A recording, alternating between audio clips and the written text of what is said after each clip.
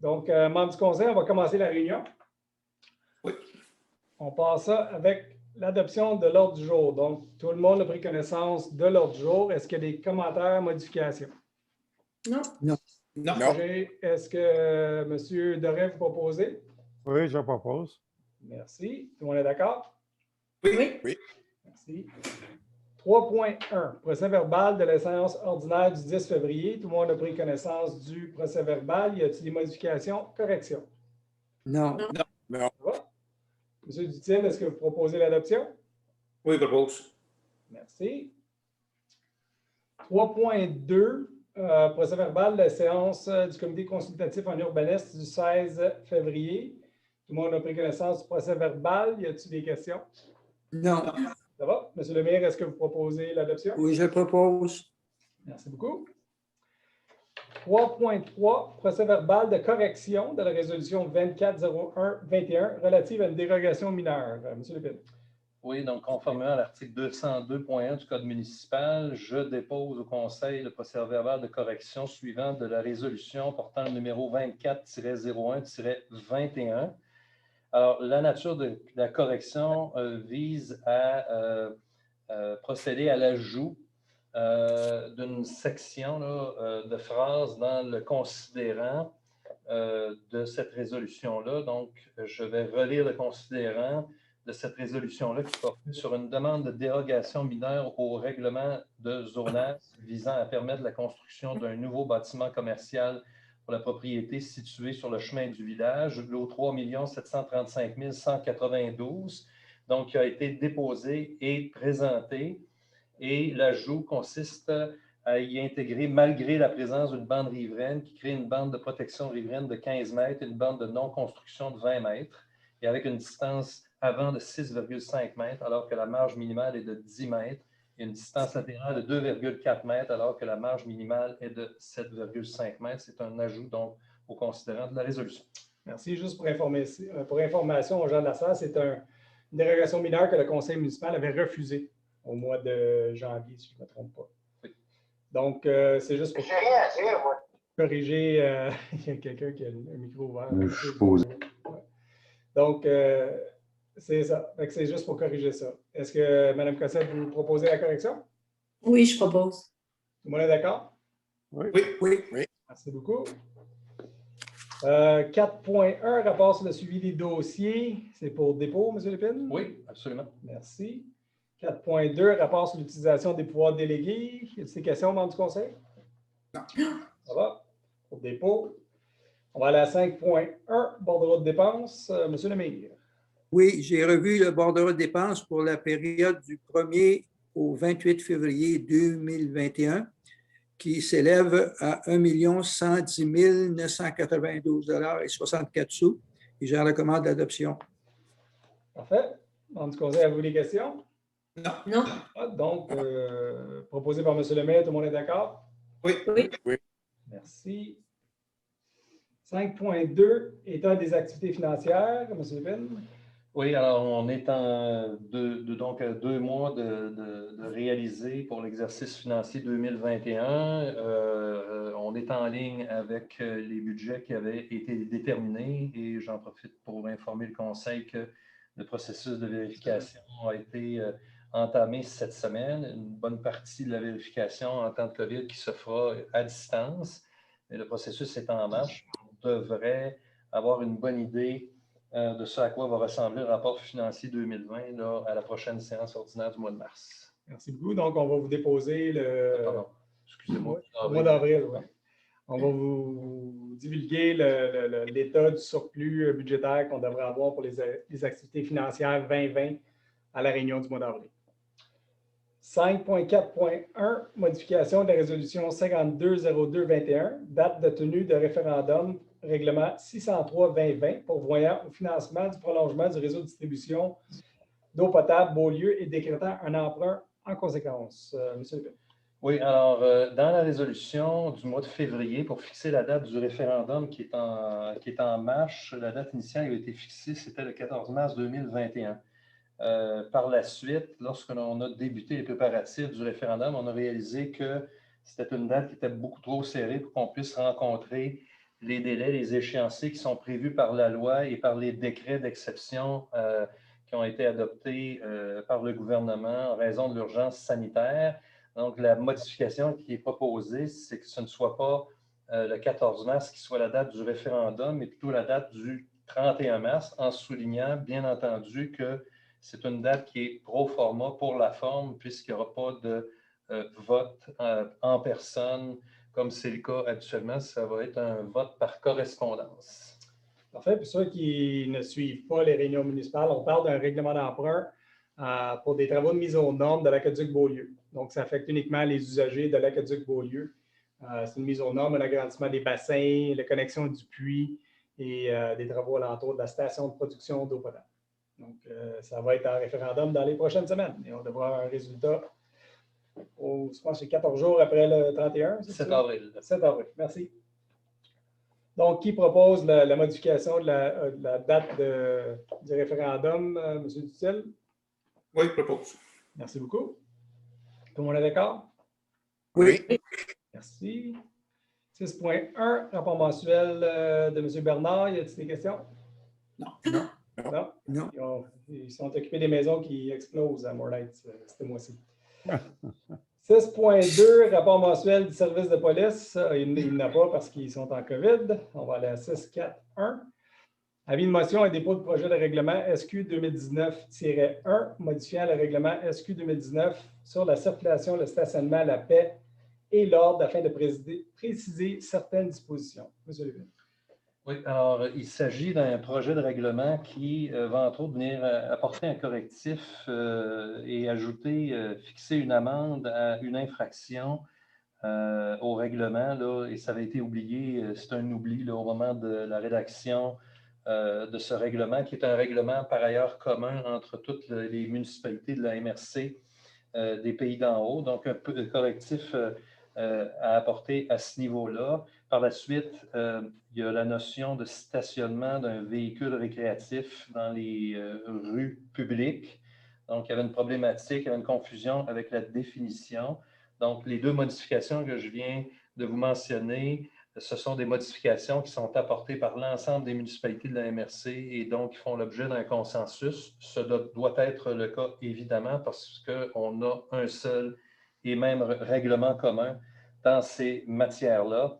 Et par la suite, la dernière modification vise à réviser l'exception sur le bruit qui est prévue à l'annexe Y du règlement là, durant les fins de semaine entre 8h et 18h. Le Conseil aura à déterminer s'il maintient ces heures-là ou s'il y aura d'autres heures déterminées.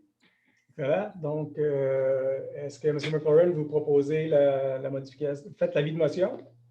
Oui, je propose. Merci beaucoup. Je vais informer les gens aussi qu'il va y avoir des ajouts d'arrêts obligatoires à plusieurs endroits dans la municipalité qui vont être proposés au Conseil ce mois-ci. Puis on va statuer sur des arrêts obligatoires à des endroits stratégiques dans la municipalité pour essayer de contrôler la vitesse sur certaines rues. Fait que vous allez voir ça au mois d'avril également.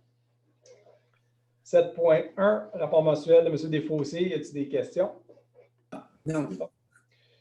7.4, rapport sur le traitement des demandes et requêtes. Le nouveau logiciel est en fonction, donc on a des bons commentaires à date sur son implantation. Avez-vous des questions sur le rapport sur les traitements des demandes? Non. Ça va? 7.6.1, contrat balayage des rues pour 2021 et 2022. Monsieur Levin. Oui, alors conformément au règlement municipal sur la gestion contractuelle, la municipalité a procédé à un appel d'offres sur invitation et a invité les entreprises suivantes à présenter leur soumission pour les travaux de balayage des rues pour les années 2021 et 2022. Il est à souligner que nous retournons cette année, nous devons retourner en appel d'offres cette année à ce contrat-là, puisque l'entreprise qui avait été retenue lors du précédent appel d'offres a cessé de faire affaire au cours de la dernière année. Donc, il fallait procéder à nouveau à un appel d'offres pour les années 2021 et 2022. La municipalité a invité les entreprises suivantes: Balai Permanent Incorporé, Groupe Villeneuve, les entreprises Miroir Inc. et Balaye Pro. Et donc, après analyse, le plus bas soumissionnaire conforme s'est avéré les entreprises Muroy, étant donné que ça a été également la seule soumission qui a été reçue. Soumission au montant de 33 702,62 $ pour l'année 2021 et 33 702,62 $ pour l'année 2022. Alors, ça donne un total de 67 405,24 $, taxes incluses. Pour les 2 ans. Oui. Monsieur Dutel, est-ce que vous proposez le contrat? Oui, je propose. Merci beaucoup. On est d'accord? Oui. Oui, merci. 7.6.2, avis de motion, règlement 618-2021, pourvoyant au financement des travaux de remise à niveau du barrage Lac-Peter et décrétant un emprunt en conséquence. Monsieur Lépine. Oui, alors ça fait suite donc aux études préliminaires qui ont été réalisées. Il y a eu une assemblée d'information avec les citoyens du secteur.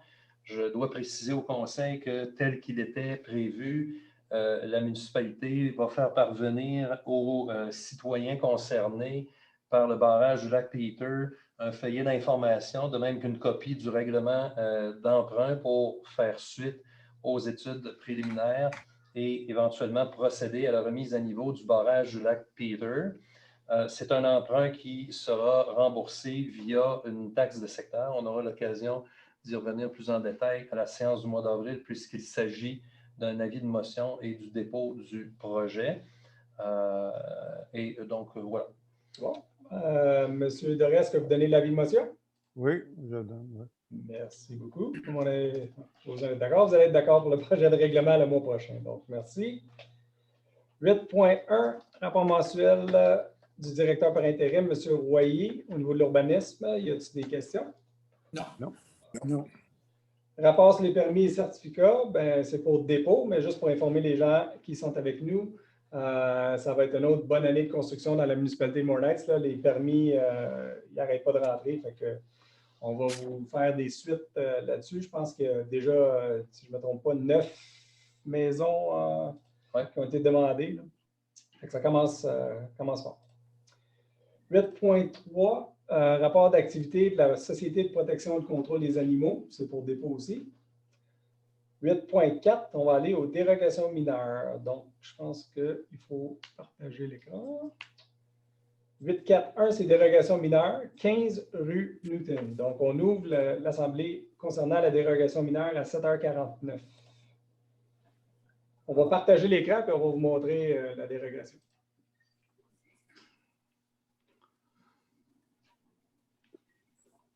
Voilà. Donc,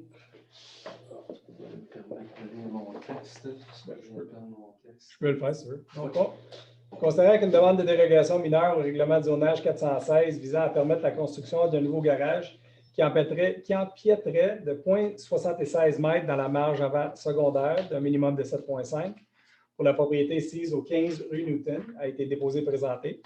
Considérant le règlement 459 sur les dérogations mineures au règlement d'urbanisme, considérant que le comité consultatif d'urbanisme a étudié et demande d'approuver la dérogation mineure. Donc, on va la regarder, mais c'est au fait un... On ne voit rien. Là. Il va falloir l'agrandir un peu. Là. Non, on ne voit rien, c'est un blank. Ah oui, nous autres, on le voit ici. Ah, moi, je vois aussi. Je vois. Oui. Oui. OK, vous voyez le plan? Oui. OK. Jean-Pierre, tu ne le vois pas encore? Rien. Tout mon écran est noir. Oh. Ah. OK. I can see it. Donc, la dérogation, il y avait 2 options, puis le CCU a proposé l'option à 6,74 m au lieu de 7,5 m pour la dérogation mineure. Donc, ça va être... c'est vraiment juste ça, la dérogation en tant que telle. Un empiètement de 0,76 m dans la marge avant secondaire. Oui. Là, pour prendre des questions sur une dérogation mineure, ça va être compliqué en Zoom. On va aller à la salle, si vous permettez, Louise. Ouais. Alors, on va retourner. Je vais me retirer. Allez, on va juste retourner aux gens qui sont là. Où se trouve la rue Newton? La rue Newton, ça s'accède par la rue Belle-Île, pas loin de la 329. Ah, merci. Stop share. Okay. Là, je pense pas que tout le monde a des questions concernant cette dérogation mineure. Là, je vous demanderais juste de lever votre main si vous avez une question concernant cette dérogation mineure-là, s'il vous plaît. Ceux qui veulent que je les voie, mais il faut que vous allumez vos caméras. À date, je ne vois personne qui lève la main pour la dérogation en tant que telle. Aucune question. Il faudrait fermer les micros à Gilles. Mme Cordin aussi. Non? Donc, membre du conseil, est-ce que, M. Lemire, est-ce que vous proposez la dérogation mineure? Parce que je vois pas. Oui, je propose. Bon, ben, parfait. Donc, tout le monde est d'accord? Oui. Oui. Bon, ben, merci beaucoup. Dérogation mineure approuvée. On va fermer la réunion à 7h52 pour la dérogation mineure. Ensuite, on va aller à 8.6.1, avis de motion et dépôt de projet, règlement 616-2021 sur les fosses septiques et de rétention et les systèmes privés de traitement des eaux usées. Monsieur Lébette. Oui, alors, avis de motion et dépôt d'un projet de règlement sur les fosses septiques. En fait, tout d'abord, ce projet de règlement-là vise à réviser et moderniser l'écriture des dispositions existantes de l'ancien règlement sur les fosses septiques et de rétention. Dans ce projet de règlement, on ajoute également des dispositions qui viennent normaliser des pratiques de contrôle des fosses septiques qui avaient été établies à l'interne au fil des 10 à 15 dernières années. Et on ajoute également dans la réglementation, et ça n'existait pas auparavant, des dispositions pour prévoir donc le contrôle et le contrôle de l'entretien des systèmes privés de type UV. Donc, il y en a certains qui ont commencé à apparaître sur le territoire de la municipalité et en vertu de la réglementation provinciale, en principe, c'est interdit, sauf si la municipalité où se trouvent ces systèmes-là contrôle l'entretien de ces systèmes, évidemment, à la charge des contribuables concernés. Excellent. C'est vraiment juste uniquement les systèmes qui ont un traitement tertiaire au UV. Ça représente à peu près 5 systèmes septiques dans la municipalité. Et on est obligé de passer ce règlement-là pour être conforme au Q2 R22. Donc, M. McClure, est-ce que vous proposez l'avis de motion? Oui, je propose. Merci beaucoup. On va aller à 8.6.2. Avis de motion et dépôt de projet, règlement 615-2021 sur le contrôle des animaux. Oui, alors, allez-y. Oui, alors, donc, règlement sur le contrôle des animaux qui vient remplacer l'ancien règlement existant qui portait le numéro 503. Donc, c'est un règlement qui a été révisé par un comité composé de différents intervenants, différents experts de la région et des municipalités qui font, comme Morin Heights, qui font affaire avec la SPCA pour ce qui est du contrôle des animaux. Donc, c'est un règlement commun. On en est venu à un consensus. Il n'y a pas de grande modification aux dispositions qui étaient existantes antérieurement, mais l'élément le plus important et qui fait l'objet d'une section qui est ajoutée au règlement sur le contrôle des animaux, c'est qu'il fallait ajouter des dispositions de manière à se conformer à la loi provinciale qui a été adoptée il y a plus de 2 ans là, concernant les chiens dangereux. Donc, une loi qui avait été adoptée par l'Assemblée nationale. Il fallait adapter la réglementation sur le contrôle des animaux en conséquence. Parfait. M. Dutel, est-ce que vous donnez l'avis de motion? Oui, donne l'avis de motion. Merci beaucoup. 8.6.3, contrat, travaux d'entretien des plates-bandes et massifs floraux. Donc, on a été à un appel d'offres pour les contrats des massifs floraux. Il y a eu 2 soumissionnaires, Serre et Pelouse Coq-Herbe à 74 733 et 75 et Vauvert Incorporé à 66 000 Donc, considérant qu'un comité de sélection a procédé à l'analyse des soumissions reçues et qu'il a déposé son rapport, il est proposé d'octroyer le contrat pour les travaux d'entretien des plates-bandes et massifs floraux à Vauvert d'une durée d'1 année pour le montant de 66 000 taxes incluses. Est-ce que, Mme Cossette, vous proposez le contrat à Vauvert? Oui, je propose. Excellent. Donc, j'aimerais juste dire en passant que Vauvert, c'est l'entreprise de M. Gilles Saunier qui fait un travail exceptionnel sur les plates-bandes de la municipalité, puis on est content qu'il est encore avec nous autres pour une autre année. Et je suis convaincu qu'il va faire un beau travail encore cette année. C'est vraiment super. Ouais. 864, projet de lotissement de 10 lots, rue Doral, secteur Balmoral. Monsieur Lépine. Oui, alors le service de l'urbanisme et de l'environnement a reçu une demande de lotissement visant la prolongation de la rue Doral sur le domaine Balmoral. Le comité consultatif de l'urbanisme a procédé à l'analyse de cette demande-là et en fait la recommandation au conseil municipal donc d'approuver le projet de lotissement tel que démontré au plan préparé par l'arpenteur géomètre Nathalie Garneau dans la minute 33-91. Parfait. Juste pour informer les gens qui sont ici, c'est le secteur Doral à Balmoral. C'est les derniers terrains qui restaient au bout de la rue Doral.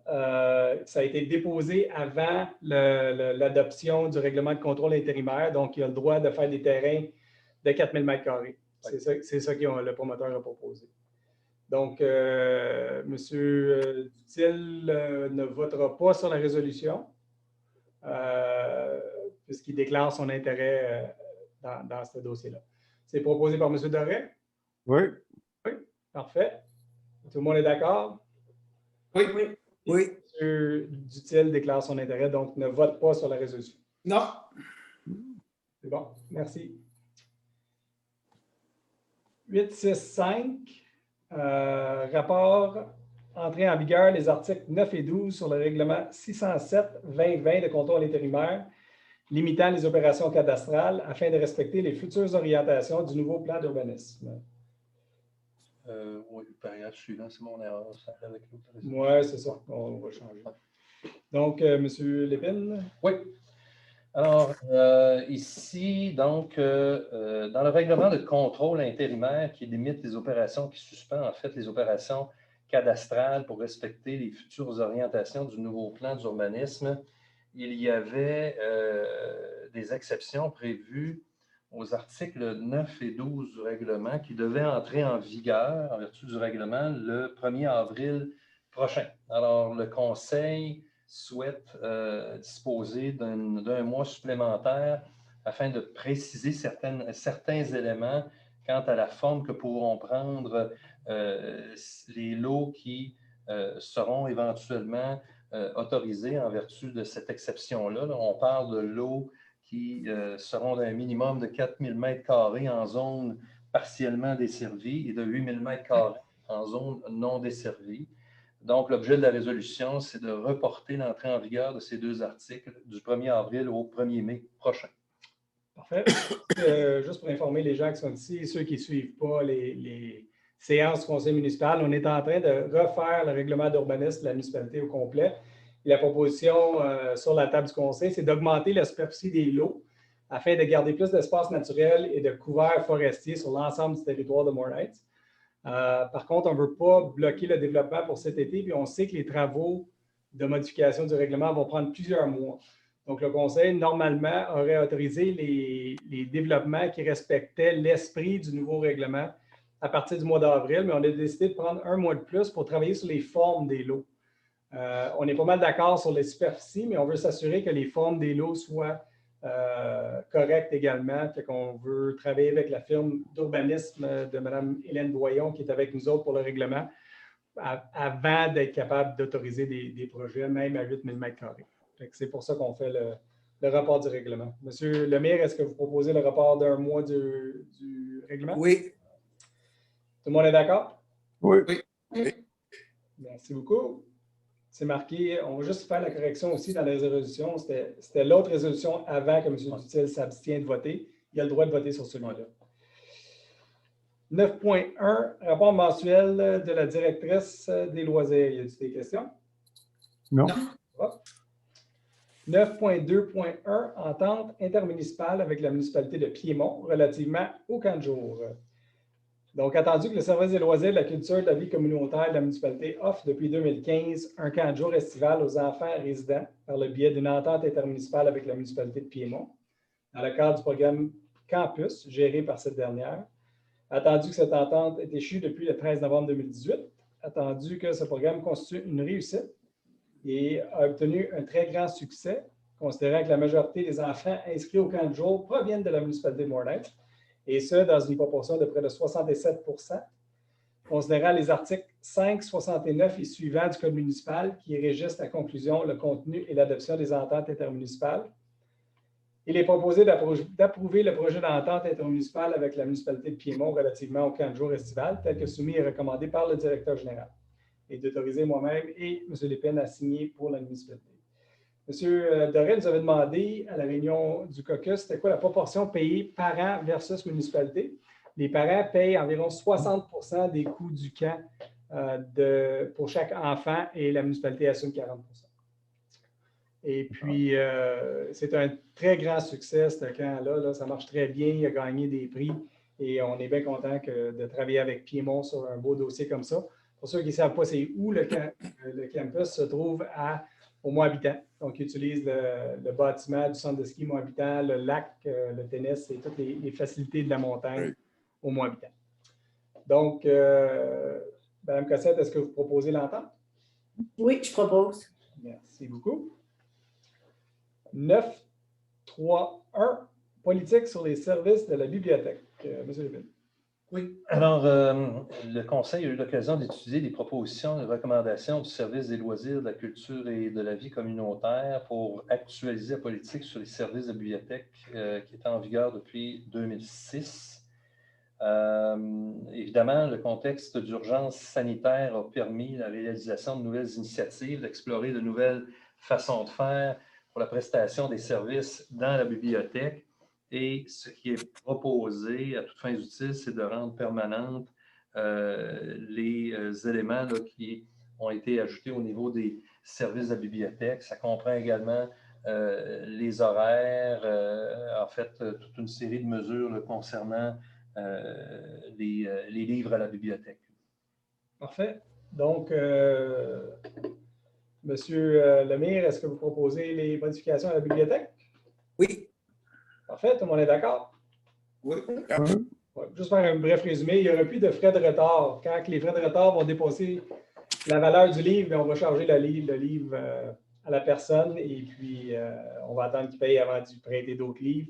Il y a des modifications également aux heures d'ouverture qui vont être pareilles comme ceux qui sont en vigueur présentement. C'est les grandes modifications.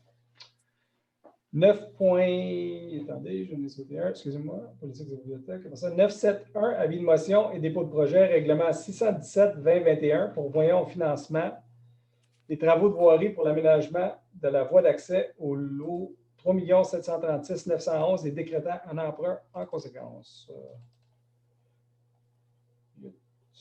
Parfait, ça c'est le lot, les services pour Habitat Mornay, notre future résidence pour personnes âgées. Donc, Mme Cossette, est-ce que vous donnez l'avis de motion pour prolonger les services pour desservir l'Habitat Mornay? Oui, je propose. Parfait. Présentement, la municipalité est en appel d'offres et on devrait avoir les résultats pour le prochain mois. Peut-être signaler pour l'attention du public et des membres du Conseil, c'est un règlement d'emprunt, donc au montant de 475 400 $ remboursables sur une période de 20 ans. Parfait. Donc, tout le monde a compris, 476 000? 75 475 000 $ sur 20 ans pour prolonger l'entrée et l'aqueduc jusqu'à les Habitats Mornay. Tout le monde a pris connaissance de la correspondance qu'on a reçue à la municipalité? Oui. Ça va? Pas de questions? Non. Bon, moi, j'aimerais juste mentionner, puis j'avais dit à M. Brown que j'allais le faire, on a reçu une pétition de 100 noms concernant des gens qui veulent faire revivre d'une certaine façon le studio Mornay. Donc, on va regarder ce qu'on peut faire là-dessus au niveau d'une citation culturelle. Donc, j'ai dit à M. Brown qu'on allait voir ce que le ministère de la Culture était capable de faire là-dessus. C'est difficile parce que ce n'est pas un bâtiment qui est encore debout. Là. Il n'y a plus de bâtiment. C'est vraiment juste un terrain vacant. Donc, on va poser la question à savoir s'il y a moyen de citer quelque chose qui n'est plus existant. Puis on va vous revenir avec une réponse là-dessus. Juste peut-être une dernière chose avant d'aller à la période de questions, j'aimerais informer les gens que la vaccination là, est toujours très, très, très importante et les périodes de vaccination bougent à tous les jours. C'est très important, si votre rendez-vous est à la fin du mois d'avril, d'aller sur le site à tous les jours parce qu'ils rajoutent des plages horaires pour ceux qui sont disponibles pour la vaccination. Un exemple concret, M. Doré, il y avait un rendez-vous au mois d'avril, je pense que c'était à la chute, hein, Jean-Pierre, je vais te laisser y aller, puis il a réussi d'en avoir un au mois de mars. Le 23 mars. Oui, donc c'est très, très, très important d'aller sur le site de Santé Laurentides, valider les plages horaires parce qu'il en rajoute à tous les jours. Je peux vous dire qu'au niveau de la MRC, toutes les maires n'étaient pas contents avec les plages horaires qui étaient disponibles à Saint-Sauveur hier. Et ce qu'on m'a dit, c'est qu'il y a une modification et des ajouts de plages horaires de vaccination à partir d'aujourd'hui. Donc, on doit penser que le message a passé au niveau de la santé publique des Laurentides et qu'ils ont rajouté des plages horaires pour la vaccination à Saint-Sauveur. So I just want to make sure that everybody gets vaccinated as quickly as possible. What we're seeing is they're adding periods where you can get vaccinated daily. So please go and check the website daily to get your appointment as soon as possible, because the faster we get everybody vaccinated, the safer everybody's going to be, and the sooner we get to see everybody in person, and that's a very positive thing. So, Yeah, I'm getting vaccinated tomorrow. good. There you go. Oui, M. Lépine. Déclaration. Ouais. Point numéro 11. Est-ce que vous voulez que j'en fasse lecture, M. le maire? Ça avait été adopté le mois dernier. Oui, Et allez-y. il a manifesté le désir qu'on en fasse lecture ce mois-ci. Oui, c'est une déclaration concernant le respect de la démocratie et la démocratie dans le respect. Alors, notre démocratie prend ses racines dans notre histoire. Nous choisissons celles et ceux qui nous gouvernent. En démocratie, nous pouvons tous être candidats pour assumer une charge publique. Quand il y a des élections, les citoyennes et citoyens délèguent l'administration du bien commun à des gens qui offrent leurs services comme les élus. Cette façon de gérer nos milieux de vie, nos régions, nous a permis d'atteindre un niveau de vie parmi les plus élevés au monde, d'évoluer en sécurité, d'avoir la possibilité de mener notre vie comme nous l'entendons et de s'exprimer en toute liberté. La démocratie prend vie dans le débat et dans le choc des idées. Elle est possible tant que les gens se respectent. Or, par les temps qui courent, notre démocratie est trop souvent malmenée par des incidents malheureux. Incivilité, manque de respect, menaces, intimidations et usurpation d'identité. Depuis quelques années, notamment avec la montée en popularité des réseaux sociaux, le débat vigoureux mais respectueux est trop souvent remplacé par les insultes, les menaces et l'intimidation. C'était vrai avant la pandémie, mais celle-ci est venue aggraver cette façon de faire. Que cette difficile situation soit source d'inquiétude, d'anxiété, c'est normal. Que l'on soit parfois en désaccord avec les décisions des autorités, c'est normal. Mais il n'est pas acceptable que des femmes et des hommes qui exercent une responsabilité publique au service de leurs concitoyennes et concitoyens soient intimidés, poussés à la démission, parfois même menacés de mort ou contraints de se déplacer avec une protection policière. En novembre prochain se tiendront les élections municipales dans toutes les municipalités du Québec. D'ici là, il nous faut prendre soin de notre démocratie. Il nous faut renouer avec un débat respectueux des personnes et des institutions pour prendre ensemble les meilleures décisions. Rappelons-nous que les élus et les titulaires de charges publiques s'engagent pour le mieux-être de leur population. Favorisons l'engagement politique, ne le décourageons pas. Les élus municipaux sont fiers de servir nos concitoyennes et concitoyens. C'est pourquoi nous appelons au débat démocratique dans le respect. Nous disons la démocratie dans le respect par respect pour la démocratie. Et nous invitons les élus et élus de toutes les municipalités du Québec à joindre le mouvement.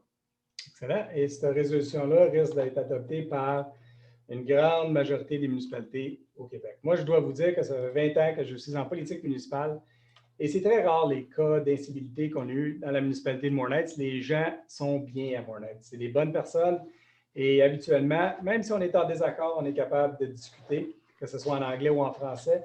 Et c'est une des grandes forces de notre ville. Et je suis très fier de dire que les gens de Mornhead sont capables de respecter la démocratie et le font de façon très aimable. Donc, merci à vous tous. Et on va passer à la période de questions. Là, vous êtes beaucoup. Je vais essayer de ne pas oublier personne. Je vais y aller avec les gens que je vois en premier. On va faire le tour de tout le monde. Vous n'êtes pas obligé de lever votre main, là. On va faire le tour de tout le monde. Si vous avez une question, ben, vous la poserez. Si vous n'avez pas de question, juste dire « Je n'ai pas de question ». Donc, on va commencer avec Madame Bouchard. J'ai pas de questions, merci. Ben, merci d'être là, Madame Bouchard. Bonne soirée. On va aller à Dr. Measures, la deuxième que je vois. Yes, Mr. Mayor, thank you. I didn't receive a response to my email of February the 25th concerning our meeting on the dam. There was another person on the meeting by the name of Adrian. Okay. Who was this person? Because he's not a resident of around Peter Lake. I can tell you. We invited all the people around Peter Lake. We'd have to look at the meeting. We recorded it and see who it is and try and get back to you. Okay. Also, the email of the 27th concerning the cadastral operations. I understood it was only renewable twice for 90 days, so it's still in vigor right now? Which cadastral operation are we talking about? Well, the temporary control of the cadastral operations. Oh, the RCI? Yes, Yeah. it's still in VR. Yeah, we adopted actually a bylaw. So the bylaw states that you can't depose a projet de lotissement until the urbanism bylaw is adopted within certain exceptions. Okay, the bylaw that you mentioned recently there, where you're postponing Articles 9 and 12, exactly, could you repeat why they're doing that? Articles 9 and 12. These are the ones regarding 4,000 and 8,000. So we Yes. wanted to do some. Yeah, that's the articles regarding the surface area of lots in our new bylaw. So what we were trying to do is we want to let people develop residential projects if they respect the spirit of our new bylaw without the bylaw coming into effect. Because we know it's going to take lots of months and we don't want to stop the whole development of Morne Heights for the whole summer. So we're just putting it off another month. So as of the 1st of May, if somebody presents a bylaw or a cadastral operation that respects the spirit of the law, so we're going to have norms of 4,000 square meters for lots that have water systems and 8,000 square meters for lots that don't have water systems, the council is going to consider it for adoption. And the park, you don't want to change it to 10%? Yes, that's going to be 10%. Yes. It will be 10% Yes. as of May 1st. Yes. To be approved, the person will have to deposit 10% again. Okay. So do integrated projects still exist? They exist on the bylaw as of now. We're not accepting any more. It's in the RCI too. Because as you know, there's a development up on Plateau in which they've only got 7 lots marked for sale, but they have modified lots 8 to 14 and added 17 to 21. Has that been approved? You'd have to come down and show us a plan. I can't answer that. Because some of those lots are less than 4,000 or even less than 8,000. Yeah, well, for sure, that thing on Plateau was done way before the RCI. So that was a projet intégré. That means the road is never going to become a municipal road. So the lots were accepted with, I think it goes as low as 3,000 square meters for the lots. And there's 2 big, huge lots at the end to protect the area at the end. That's what was accepted. So there's no modifications that were accepted. Because some of those new lots are extending into property that was not originally part of that project. Well, we haven't approved any modifications of the lots so far of the original project that was deposed. Okay, so it's just the ones that are listed 1 to 7, and the remaining proposed ones are not been approved yet. Well, again, we'd have to sit down and look at what you're talking about on the plan. I think it would be easier than trying to. Okay, and I noticed in the last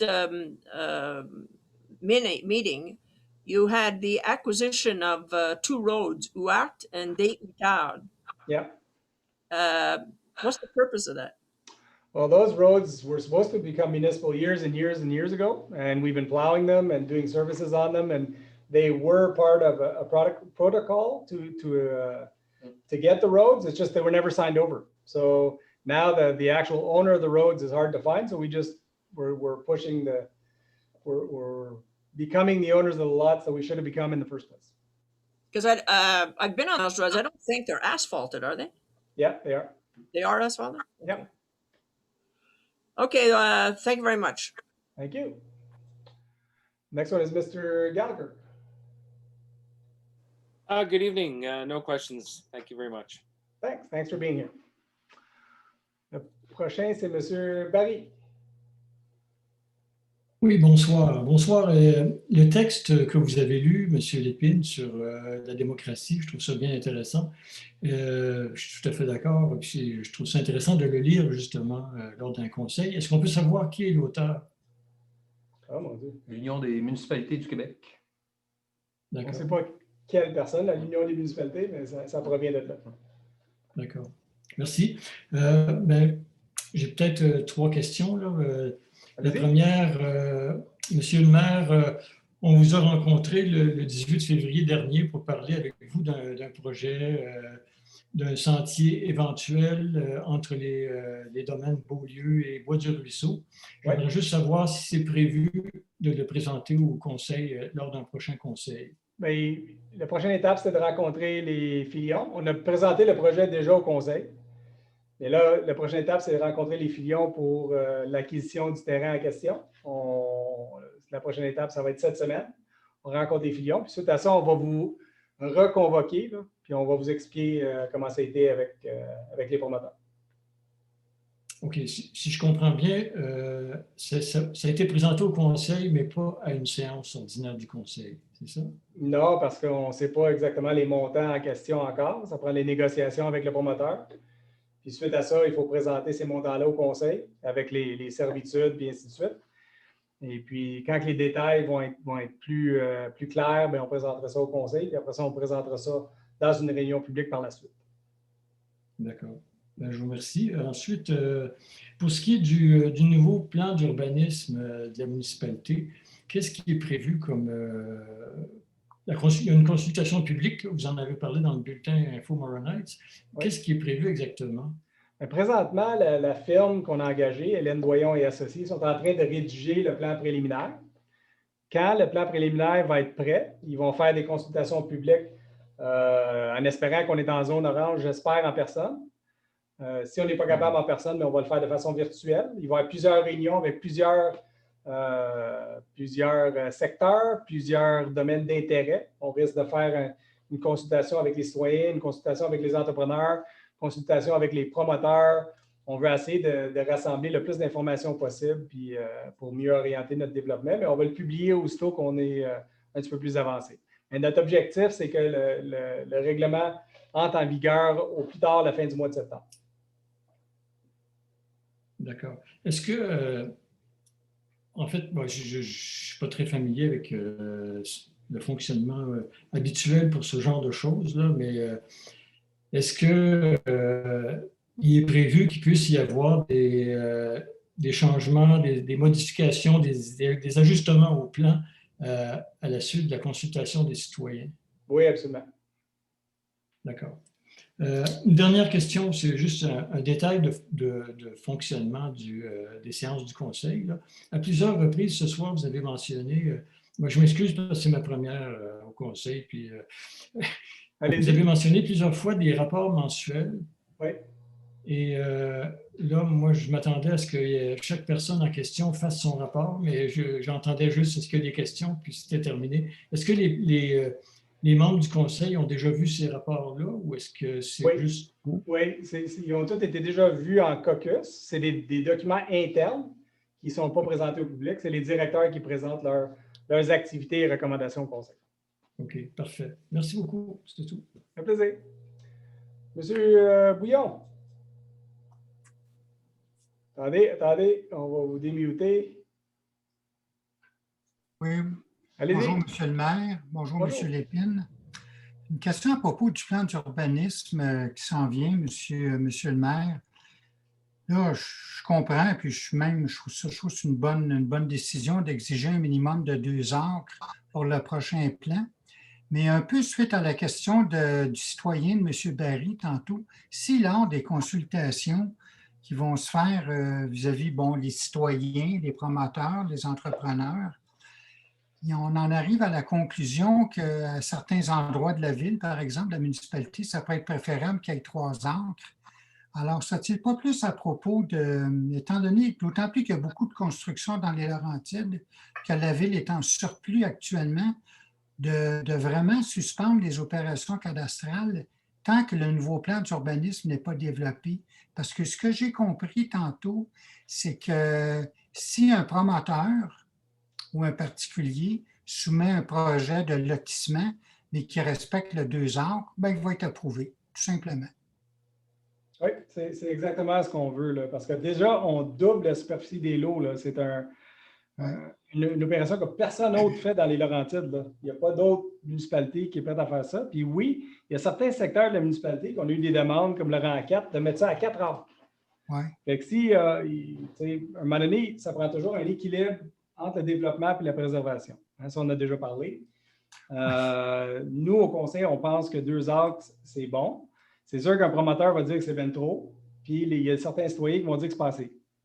Mais nous, il faut qu'on arrive à un équilibre. Puis nous autres, on croit que, je ne pense pas qu'il va y avoir 12 projets de développement qui vont se faire cet été, là, parce que, on n'est pas capable de faire bâtir les maisons assez rapidement.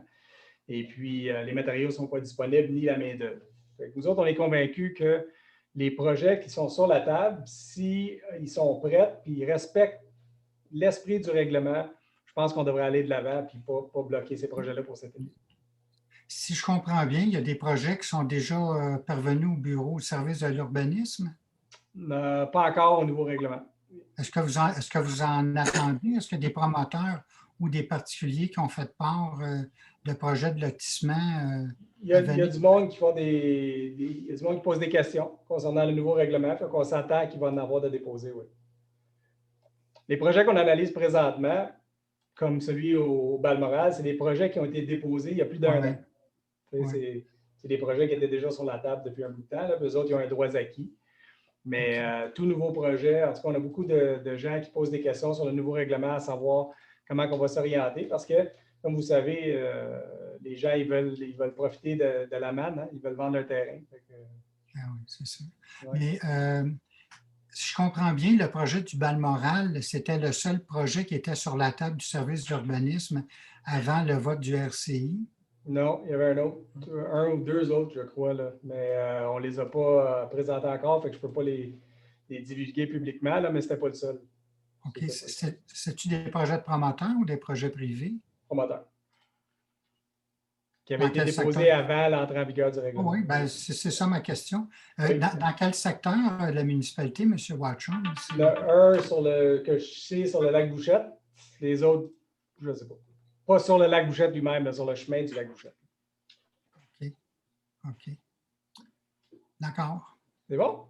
C'est bon. Merci, M. Bouillard. Merci. Bon, on va aller un revenant, notre curé national, M. Tardif. Longtemps, on s'ennuie de vous, là. Normalement, on vous voyait en personne. M'entendez-vous? Oui, c'est bon, là. Oui, vous m'entendez? Oui. Ben, je vous remercie, son éminence, de cet accueil enjoué. Ça me donne des trilles. Une couple de questions. D'abord, je voudrais remercier M. McLaurin qui s'est dérangé venir montrer à un nerd comme moi comment travailler sur le computer. Merci, Mr. McLaurin. Thank you very much. You're welcome. Bon, moi, j'ai une couple de questions concernant les permis de construction.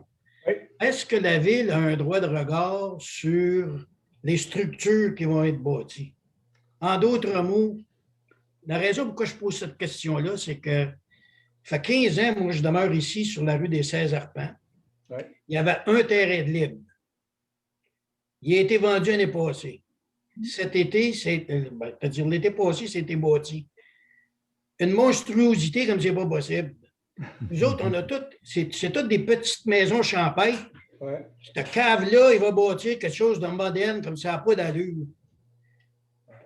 Vous autres, vous n'avez rien à dire là-dedans? C'est sûr que si ce n'est pas dans une zone de PIA, donc où ce que l'architecture est contrôlée, non, les goûts, c'est subjectif. Hein? Il y a bien du monde qui aime ça, ces maisons modernes-là, il y a d'autres mondes qui les aiment pas. Oui, mais c'est tout, ici, là, c'est toutes des belles petites maisons. Monsieur Dutil, vous êtes très, très au courant de ce que je parle. Oui, Vous avez vu la maison. Qu'est-ce que vous en pensez? Ça a-tu de l'allure? Ça a-tu de l'allure dans le contexte où est-ce qu'on est, nous autres? Le gars, il n'y a pas personne qui parle sur la rue. Ah oui, mais il n'y a pas de PIA dans ce coin-là, fait que... On ne peut pas faire grand-chose. Moi, je suis abasourdi de voir que vous n'avez pas un mot à dire. Le gars, il peut arriver, bâtir n'importe quoi, tout croche, personne ne dit un mot. Mais ce n'est pas tout croche. C'est une maison qui est appréciée par beaucoup de gens, les maisons modernes. Allez la voir, mon cher monsieur. Allez la voir. Je vous invite à aller voir le style de maison avec un gros garage en arrière qui bloque la vue de l'autre voisin. Tu sais, ça n'a aucun bon sens. Tant que ça respecte les règlements, on n'a pas le choix que de l'approuver, M. Tardif, malheureusement. Vous devriez peut-être penser à vous voter une loi, avoir un droit de regard sur les structures qui sont en construction. Dans le nouveau plan d'urbanisme, on vous invite à faire vos commentaires, puis on va les prendre en ligne. Est-ce que ça veut dire que le gars il aurait pu bâtir un duplex, quoi? Non, ça, c'est pas permis. C'est unifamilial. Maintenant, une autre question concernant ça. Est-ce que la municipalité peut décider qu'un endroit, il n'y aura pas de construction? Juste aux endroits où c'est un parc. Donc, on a désigné un parc où c'est une propriété de la municipalité ou un milieu humide. Mais au-delà de ça, il faut considérer tous les projets de construction qui sont approuvés par notre règlement d'urbanisme. La raison pourquoi je vous pose ça, c'est que vous avez la rue Cottage Road, la rue du Lac Éco, et vous avez les pistes de ski de fond et de raquettes. OK? Là, vous avez un terrain qui est là, qui appartient à une compagnie numéro. On ne sait pas ce qu'ils vont bâtir là, nous autres. Là. Moi, je sais c'est qui, là. Hein? Ça, c'est des propriétés qui appartiennent au Basler, à la famille Basler. On est très, très inquiets, nous autres, qu'à un moment donné, ils vendent ça, là, puis ça commence à se bâtir. Encore des affaires tout croche comme on a ici. Là. Moi, je pensais que la ville pouvait décider que ce petit terrain-là, il n'y a pas de construction, on regarde ça comme impact. D'ailleurs, c'est un beau refuge à Chevreuil. Mais je ne peux pas concevoir dans ma tête.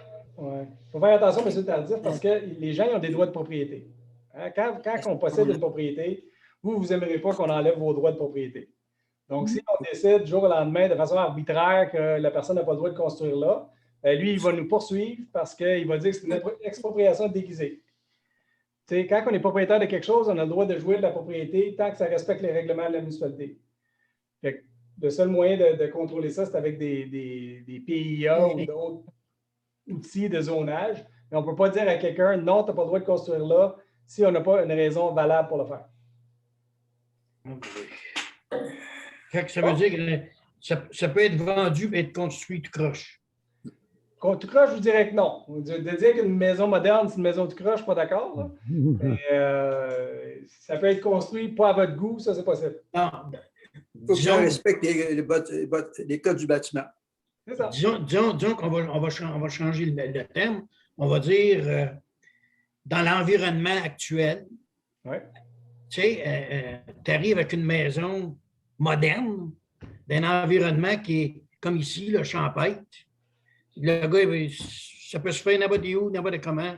Puis, ça peut se faire à moins que la municipalité adopte un projet d'intégration et d'implantation architecturale pour le secteur dans lequel vous vivez. Ça veut dire que la maison doit s'intégrer à l'architecture des autres, mais normalement, on fait ça uniquement dans le périmètre d'urbanisation, dans certains secteurs névralgiques de la municipalité. On ne fait pas ça partout. OK. Vous n'avez pas l'intention de faire ça non plus? Garder un droit de regard là-dessus, non? Pas partout dans la municipalité. Là, je ne parle pas d'un nouveau développement comme il se fait là, au Havre du Balmoral. Là, il y a 14 maisons qui sont de presse bâties. 10. 14. 14. Mais comme ça, vous n'avez pas de droit de regard là-dessus. À moins que c'est conforme. Si ce n'est pas conforme à la réglementation, c'est notre seul droit de regard. Okay. C'est bon? Okay. Dernière chose, je voudrais féliciter les gens de la voirie qui ont fait une job excellente cette année. Encore merci. mieux que les autres années. Je sais pas, on dirait qu'ils s'améliorent tous les ans. Ça, on va leur faire passer le message. On va leur faire passer le message. On trouve aussi qu'ils font une excellente job. Oui, puis j'ai eu l'occasion d'avoir des questions avec M. Pilon, qui est très réceptif puis très compréhensif. Ah, ben, Puis, parfait. il fait un excellent job. Bon, ben, on l'apprécie et on va lui transmettre le message. Ça fait plaisir. Merci C'est d'être tout. là, M. Tardy. Hein? Merci, M. le curé, d'être là. On va aller à Merci, M. Phil. Brown. Attendez. Soyez bénis. Ton micro. Excuse-moi, Hugo, je t'ai mal compris quand je t'ai concentré. Allez-y, M. Je Brown. n'ai pas compris ce que tu as dit. Allez-y, c'est à vous. OK? Ah, je pense que j'avais pensé que Hugo me parlait. Premièrement, juste un commentaire sur la pétition. La pétition, si vous l'aviez lu, demande uniquement qu'il y ait un référendum sur l'ampleur de la municipalité pour voir si une majorité des citoyens qui doivent voter sont d'accord avec les 115 qui ont signé la pétition. Okay, mais on vous dit tout de suite qu'on n'aura pas de référendum là-dessus. Fait que tu ne respectes pas ce que les 115 personnes veulent. Malheureusement, non, parce qu'un référendum, ça coûte énormément cher. Et puis, ce n'est pas une opération qu'on fait pour un projet qui n'a pas de plan de financement ni qui a été étudié par le Conseil. C'est un plan qui ne touche pas aux payeurs de taxes. Donc, si ça ne touche pas aux payeurs de taxes, vous avez besoin d'un référendum. Okay, so that's the only comment I had on that. I'm glad you said you're not going to respect the wishes of the 115 people. Question.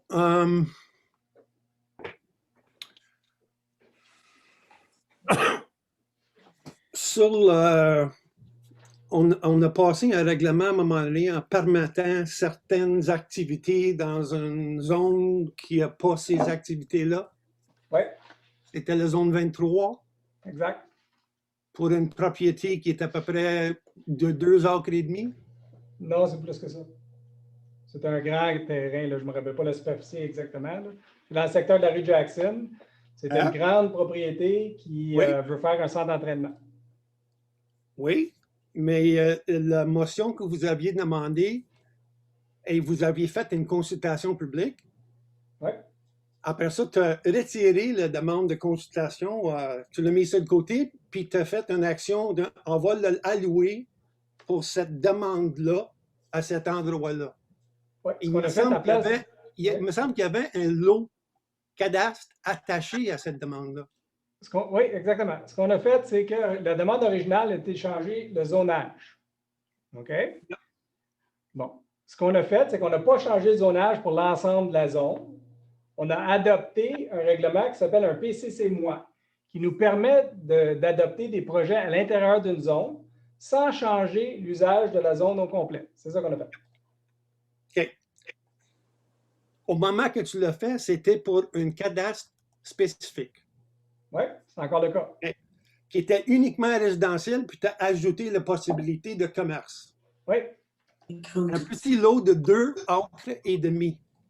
Le gros lot à côté, qui est propriété d'une corporation canadienne, avec l'adresse de la corporation et sur la propriété de 2 acres et demi, présentement, c'est pas zoné, c'est comme forêt, puis... Fait que ça, c'est le règlement que tu as passé, que tu vas permettre certaines choses dans certains endroits, elle ne s'applique pas le grand terrain. Là. Elle s'applique uniquement sur le terrain du promoteur en question. Uniquement. Sur le cadastre qui était nommé dans votre projet de règlement. Le cadastre de Mme Sigouin, oui. OK. C'est bon? Pas sur le terrain de son mari. Écoutez, là, juste son terrain à elle? C'est le terrain de les deux ensemble. Là. Je ne sais pas lequel qui est propriétaire ou non, mais c'est le projet de Mme Sigouin qui nous a présenté. Là. Est-ce qu'on peut demander à Mme Sigouin de Non, clarifier? Mme Sigouin ne répondra pas aux questions des autres gens dans la salle. OK. Dernière question. Oui. J'essaie de trouver la compagnie incorporée Habitat Modern Heights. Oui. Puis je ne suis pas capable de le trouver. Et ça me pointe toujours vers les résidences Modern Heights. Est-ce que c'est le même chapeau? C'est aucun rapport un avec l'autre? Non, aucun rapport. OK. Aucun rapport. C'est tout. C'est des citoyens qui ont créé un OSBL. Au fait, la municipalité a créé un OSBL avec des citoyens pour partir le projet Habitat Modern Heights. Fait que la municipalité fait partie de la OSBL? Non, mais la municipalité donne le terrain et emmène des services. Oui. OK, parce que l'enregistrement de cette incorporation-là, il n'est pas encore disponible. Oui, Habitat Modern Heights, il est là, je l'ai devant moi ici. Oui, monsieur, on va vous envoyer le lien pour le registre des entreprises, M. Brown. Ça sera bien apprécié. Parfait. Merci d'être là. On va aller à Monsieur Chris. How are you doing tonight? Hang on a second. I'm doing just fine. I don't have any questions, though. Thank you very much. Well, thanks for being there. Thanks for being there. On va aller à Mme Sigouin. Attendez. Oui, bonsoir. Bonsoir. J'ai pas de questions, merci. Ah, ben, parfait. Ben, merci d'être là. On va aller. Prochaine personne, c'est un monsieur Normand. Attendez 2 secondes, on va vous démuter. Allez-y. Oui, bonsoir. Je suis un nouveau résident de Modern Heights. Bonsoir. Alors, la première fois que j'assiste de cette année. Puis, écoutez, j'avais une question. Quand je vois sur la carte de la ville, j'habite sur Blue Hill, justement, au coin du plateau qui va bientôt être en service, la rue Plateau. Et puis, je vois le lac vert à côté. Une grande partie du lac vert, le terrain appartient à la municipalité. Oui. Alors, je me demandais, est-ce que comme les résidents du voisinage, est-ce qu'on a accès au lac vert via le terrain de la municipalité? On ne prône pas l'accès au lac vert parce qu'on n'a pas de sauveteur ou quoi que ce soit. Ça, le lac vert, pour votre information, c'est l'ancien aqueduc de la municipalité. Originalement, on puisait notre eau potable dans ce lac-là. Et puis, en 2006, on a changé les systèmes d'eau potable pour aller vers des puits. Mais la municipalité voulait protéger le lac en tant que tel puis garder ça complètement naturel. Donc, on a acquéri les terrains partout alentour du lac pour s'assurer justement que personne joue avec l'aspect naturel du lac. Fait que je vous dirais que non, habituellement, on ne prône pas que les gens utilisent le lac dans ce coin-là. OK. Bien, merci. Bonsoir. Bien, merci d'être là. On va aller à Chloe Collins. Good evening. Bonjour, bonjour, hi. J'ai pas de questions ce soir. Monsieur Barry a posé toutes les questions que je voulais demander. Merci. Bon, ben, parfait. Merci d'être là. On va aller à Monsieur Gilles Saunier. Oui, mes questions, ça a toujours rapport au sentier, peut-être au sentier de ski de fond. Allez-y. Premièrement, je me dis toujours s'assurer, l'objectif de la municipalité devrait toujours être s'assurer de protéger ce qui correspond à son thème principal, c'est-à-dire le ski de fond, les activités, parce qu'aussi, les sentiers, ça fait une distribution de toute la valeur foncière le long des sentiers. Il y a des bords d'eau, il y a des vues, mais les sentiers, c'est que tout le monde peut les utiliser, c'est une ressource communautaire. Oui. D'accord? D'accord. Pour rejoindre peut-être l'intervention de monsieur, attendez un peu, monsieur Tardy, comme le terrain où passe le terrain de monsieur Basler, où passent les pistes de raquettes de ski de fond, oui. Si un jour monsieur Basler construit, est-ce que la traversée va être toujours permise ou la traversée va être disparue, puis à ce moment-là, le sentier, ça va être mis en péril? Non, mais je comprends votre question, c'est quand même hypothétique, mais normalement, quand un promoteur subdivise des terrains, il paye un frais de parc ou bien en argent ou en terrain. Et l'historique de la municipalité a toujours été de garder le terrain. Donc, notre objectif va toujours être la préservation des sentiers. Et on va s'assurer, dans la mesure du possible, de maintenir tous les sentiers en fonction qu'on est capable. Merci. Deuxième question. Je me dis, dans la municipalité, il y a des terrains qui ont été lotis, je ne sais pas, dans les années 80, des choses comme ça, avec des superficies minuscules comme 22 000 pieds carrés.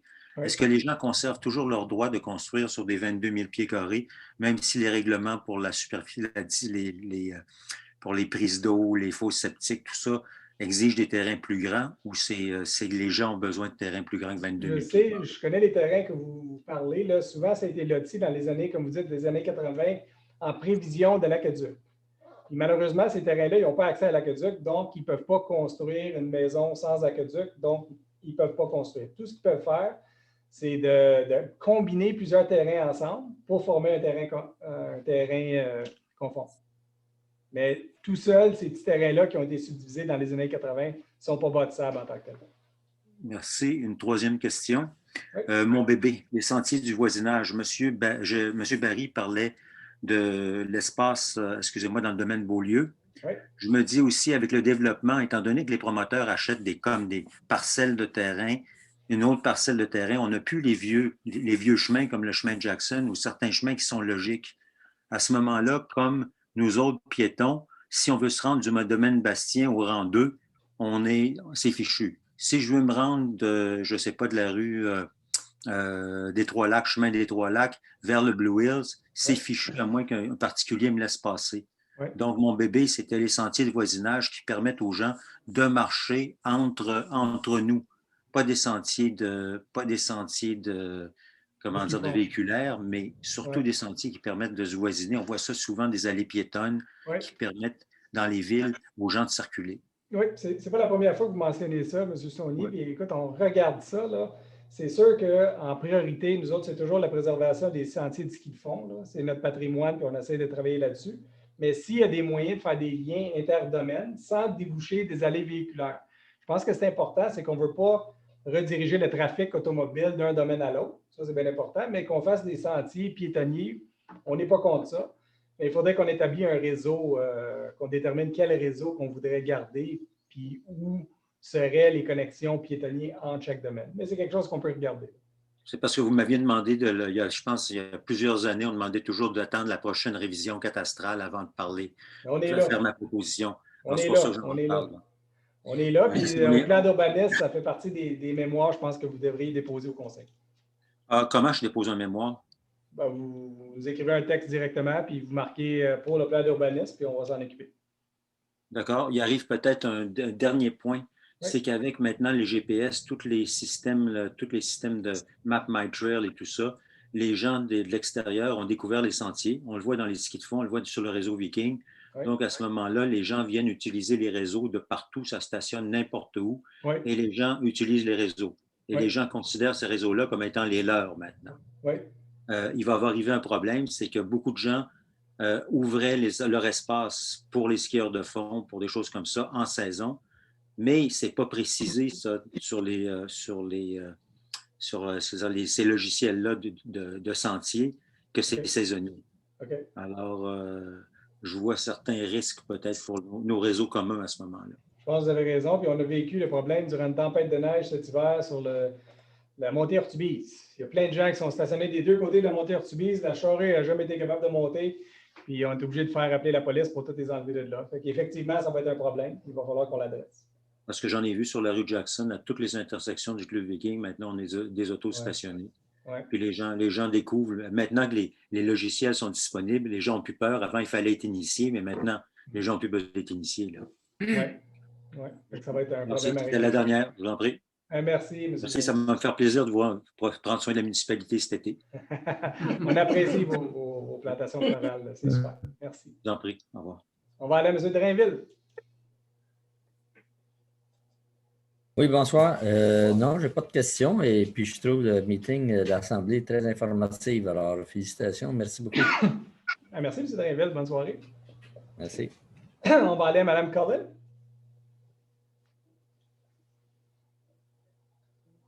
Hi. Good evening. Good evening. Hi.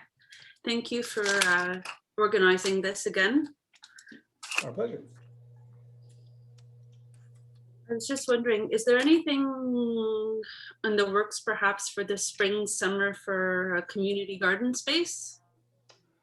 We have a space right behind the library, and we actually did a project with the school at one point for community gardens. Sorry, I can't hear you. Yeah, we did a project at the school for community gardens at one point. And we had a space behind the library, but the people that were taking care of it decided not to continue. So if you have a proposition, we'd be open to hearing it, for sure. Yes. Absolutely. So if you guys want to do something, I know you're on the PPO committee at the school. So if the school wants to do something, the town will be willing to work with you guys, no problem. Okay, great. Also, in regards to Monsieur Tardif, is there perhaps some guidance that you could give a citizen such as himself into how perhaps it can be arranged to have, you know, an architectural preservation or whatever you call it, PIA for his area, if maybe his neighbors feel the same way? We could, but now unfortunately all the lots are already built in his area, so I think it's a little too late, but absolutely we can. If he comes to see us, we'll show him how it's done, but it's just the right time to do this because since we're redoing our urbanism bylaw, we're going to be determining what sectors need the protection of a PIA versus ones that we feel that people should have freedom to determine what type of house they'd like to have. So it's exactly the right time to be talking about these issues, for sure. And I noticed with the Canadian census information that there is quite a large elderly population in Warren Heights. Yeah. Right now. Do you know how many of those are not connected to internet or have internet? Ooh, no, we don't have that information in Warren Heights. Because I'm just wondering, you know, everyone is isolated right now, but it must be incredibly isolating if you're not connected to the web to know what's going on at town hall. Yeah. Or at least what we're discussing. Yeah, you're right. And normally in normal times, they have support groups. Like we have the Heritage Warren Heights group, the Cozy Corners group, the Legion group, that all take care of the elderly people and had meetings every week to ensure they were getting out of their isolation. I know they're still calling each other. And we even tried at the municipality at the beginning of the pandemic to call all the people that we could get their phone numbers that are 70 or 75 and over. And everybody seemed to have a family member or a friend that was taking care of them. And they didn't seem to need our help because we even offered to deliver food to them at the beginning of the pandemic and nobody took us up on our offer. So, yeah, you know, we tried, but you know, everybody here seems to be very resilient. When you live in Warren Heights and you live outside of an urban community, I think people have resources and hopefully they're using them and hopefully they get vaccinated as soon as possible. Well, yeah, even to stay up to date with that though, right? You need the internet. Yeah, you're right. You're right. That's why we try and inform all the local groups that we know and the resource people that we know. Like Lucille Green knows, I'd say almost 50% of all the people that are over 80 in Warren Heights. So we make sure Lucille's in the loop and we try and get information out to those groups also. Okay. I'm not going to dwell on this too long, but in reference to the plateau plan that Dr. Measures brought up, I think that, you know, when you read stories and even in the latest Warren Heights Historical Association, they have a huge feature on Blue Hills. Yep. And when you read articles, even that go back, you know, as far as 2007, the history of the Blue Hills, where you have family names such as Novi and Urtubis, which contributed to them. And when you see the plans being approved right now, as late as August 2020, don't really reflect the ambiance and the community that's in that area, perhaps would be a good idea to bring it back to the drafting table.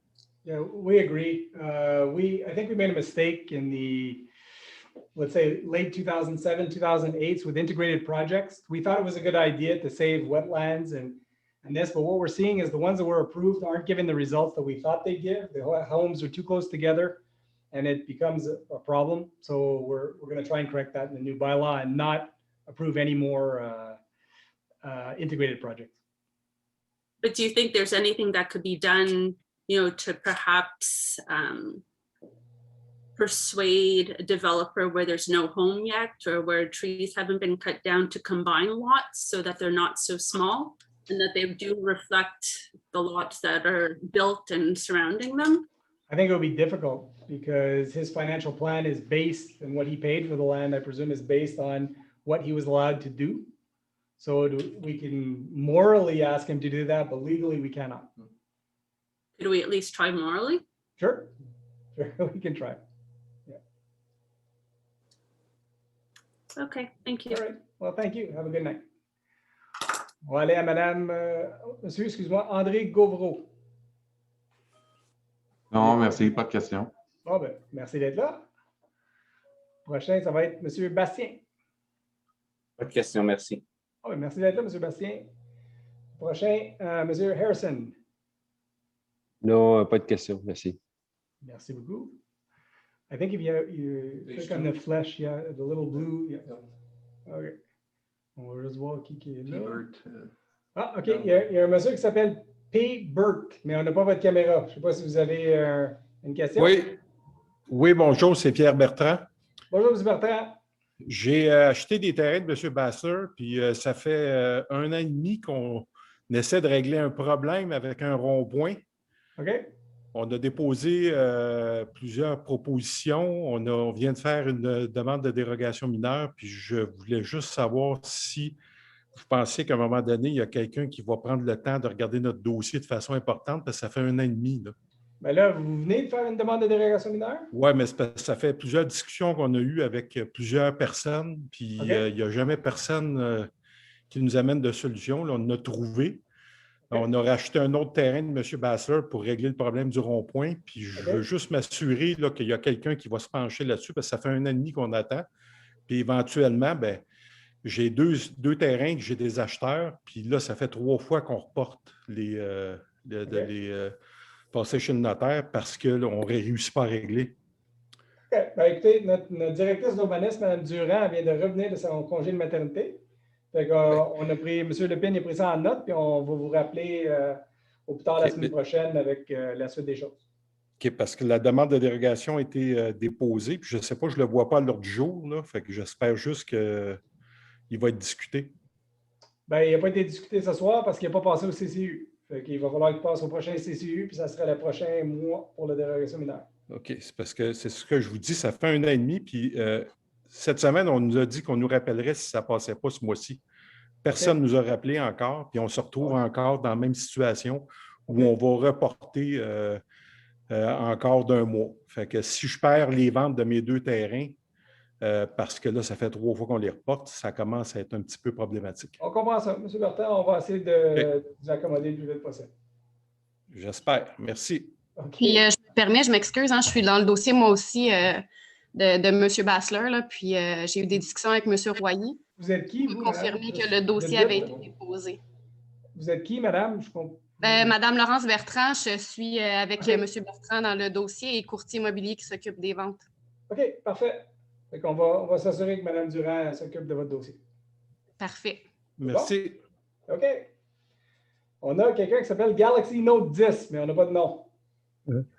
On a oublié Mme Colette, là. Attendez. Colette?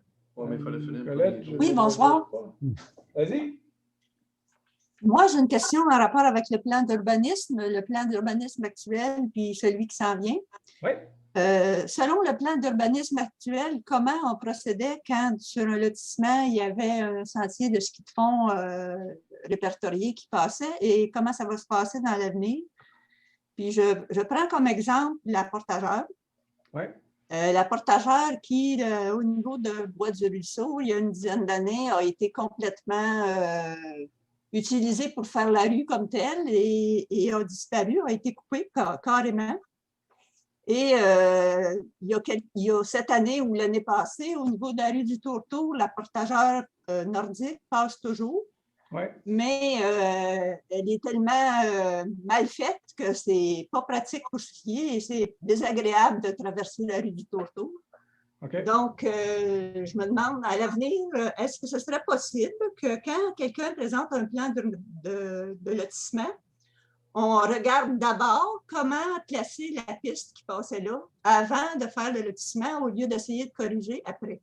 C'est toujours le cas présentement. Depuis, je vous dirais, 2013, on a tout répertorié les sentiers par GPS. C'est tout fait, on a tout ça dans une banque de données. Et depuis 2013, c'est ça qu'on fait. À chaque fois que quelqu'un veut lotir, on s'assure que la piste va continuer. Puis toutes les pistes présentement qui sont en utilisation là, courante sont déjà dans une banque de données à la municipalité. C'est ça qu'on fait. Quand quelqu'un lotit, on demandait avant 8 en frais de part, puis la municipalité prenait ça en terrain au lieu de prendre ça en argent. Et au niveau d'un plan, je pense particulièrement à la portagère qui traverse la rue du Tourtour, là. Ouais. Est-ce que c'est un skieur qui s'est assuré que ce tracé-là, il y avait de l'allure? C'est Jules Jackson, je ne sais pas si vous le connaissez, là, c'est un vétéran du marathon canadien de ski. C'était lui notre responsable de sentier, puis c'est lui qui a tout fait les dessins de tous les sentiers pour l'instant. Ben, j'espère que ce n'est pas le tracé définitif parce que c'est loin d'être bien fait. OK, on va aller valider ça. Tim, pourrais-tu aider à un commentaire là-dessus? Normalement, Chris, Chris a déjà travaillé à la ville, fait qu'il y a peut-être un insight là-dessus, là, mais vas-y, Chris. Bien, James, que tu as mentionné, et Daniel Charbonneau, qui est évidemment le directeur des sentiers, et moi, et le propriétaire du grand terrain alentour, là, on a visité le terrain et on espère qu'il va y avoir une nouvelle tracé pour la piste portageur pour justement traverser le chemin Tourtour. Le propriétaire du grand terrain est très proactif avec ça. Le sentier passerait peut-être sur des anciens terrains de la famille Watchorn qu'il a acquis. On espère que ça va être réglé. Oh, vous avez un scoop, Mme Colette. Ouais. C'est bon? Oui, j'ai une autre question. Allez-y. Quand un terrain existant a supposément eu une dérogation pour avoir le droit de creuser un puits, mais qui n'a pas la surface nécessaire, est-ce que ce droit-là se transmet si le terrain est vendu? Oh, bonne question. Si une dérogation mineure est accordée par le conseil, ça suit le terrain. Donc, ça suit le terrain? Oui. D'accord. Même si la municipalité a son aqueduc, le terrain voisin, l'aqueduc ne peut pas être branché sur ce terrain-là s'il y avait le droit de se creuser un puits. Ben, il faudrait que vous nous montrerez le terrain, là, le cas spécifique, puis on pourrait vous y répondre. 39 rue du Sommet. Pardon? 39 rue du Sommet. Je ne sais pas. Il faudrait regarder avec vous, c'était quoi qui était marqué dans le temps. Là. Je ne sais pas. Je n'aime pas vous dire n'importe quoi. Ben, en tout cas. OK? C'est bien. J'espère que ça va être vérifié parce que ça serait préférable qu'il soit branché sur le puits de la ville, je pense, moi. OK. Ben, on regardera ça. Ben, pouvez-vous nous envoyer un petit courriel là-dessus, s'il vous plaît? D'accord. À qui vous voulez que j'envoie le courriel? Envoyez ça à conseil@moreheads.com, s'il vous plaît. Parce que M.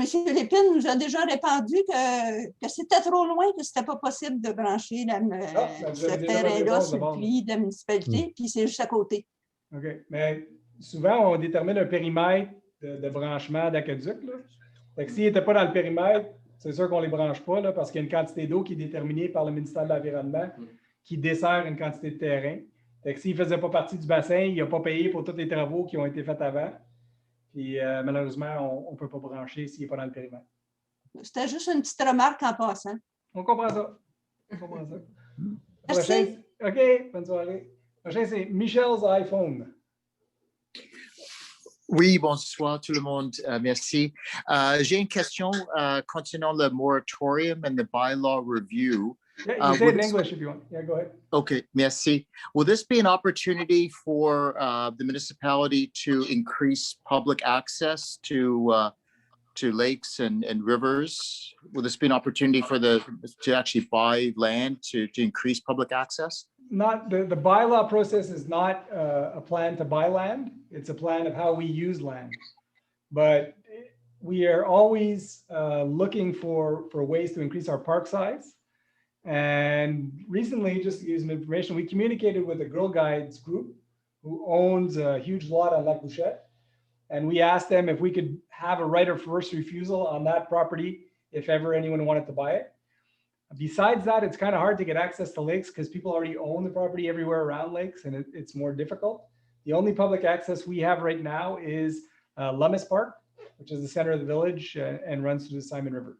That's the only public access for water that we have right now. Right. But if, definitely always looking for ways to increase that. right, but if a property comes up for sale, would the municipality consider purchasing that land? Yes, yes, if it's a reasonable price, and there's other stuff we can do. Depending on who is selling the property, we can give tax receipts for like a parks charity donation, and sometimes that's more advantageous than actually selling the lot for some people. So that's another thing that we do and we've done in the past. Yeah. Merci beaucoup. Thank you, merci. Il y avait, je pense qu'on a fait le tour au complet. Il y avait M. Brown qui avait envoyé une petite note disant qu'il y avait une dernière question. On peut y aller, là.